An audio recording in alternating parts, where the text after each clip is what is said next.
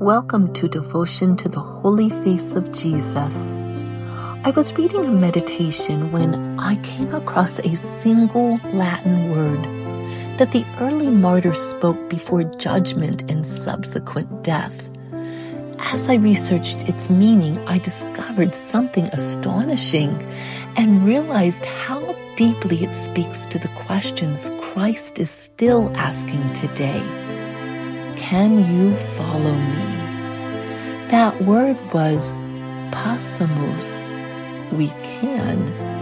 Originally, it wasn't spoken in comfort, but in chains. In the early church, Christians in North Africa under the Diocletian persecution were forbidden to gather for Mass, forbidden even to possess the scriptures, yet they gathered anyway. They were arrested and brought before the governor, and when they were asked why they had defied the emperor's command, their answer was simple: Sine dominico non possumus. Without the Lord's Day, we cannot live. Without the Eucharist, we cannot go on. And if necessary, without Christ, we would rather die than deny him. And as I read that testimony of the martyrs, something unexpected happened. The meditation that brought me to research the meaning and history of that Latin word became personal, Possumus. But this time it was not spoken in a courtroom. Written over a century ago by Mother Mary Loyola, in quiet reflection before the Blessed Sacrament, she invites the reader into a conversation that takes place before all of history begins, between the Eternal Father and the Son.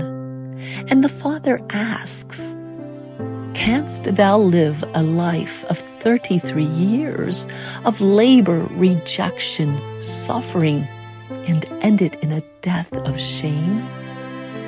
And the Son answers, "I can, Possumus." "Canst thou remain even to the end of time?"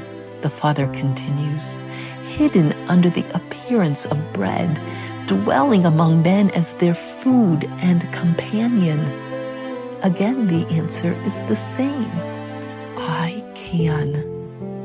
But then the meditation turns, and suddenly it is no longer only a conversation between the Father and the Son. It becomes a question directed to me, to you. Christ himself turns and speaks. Can you cooperate with me and turn to your own salvation all that I've done for you, choosing to avoid every sin that would separate you from me? What can I answer but, "Oh Lord, I can, Possumus"? Can you resist not only grave sin, he continues, but even the small infidelities that weaken my work in your soul? It is no longer theoretical, it is personal. The answer? The same: I can. Can you see me in the suffering members of my body, the poor, the sick, the forgotten, and serve me there, even at the cost of your comfort? And something in me hesitates, but faith answers, "Lord, give me the strength, and I can." Can you take up your cross daily, he asks, and follow where I lead, even when it is heavy, even when it is hidden? And the soul answers, "Yes, Lord, for you do not leave me alone, and with you I can." The questions grow heavier and more urgent. Can you uphold my cause, he asks, when the world mocks you, when you are ridiculed for belonging to me? Still, the soul responds, in him who strengthens me, I can. Can you bear to be overlooked, set at naught, despised by the world as one who follows another master?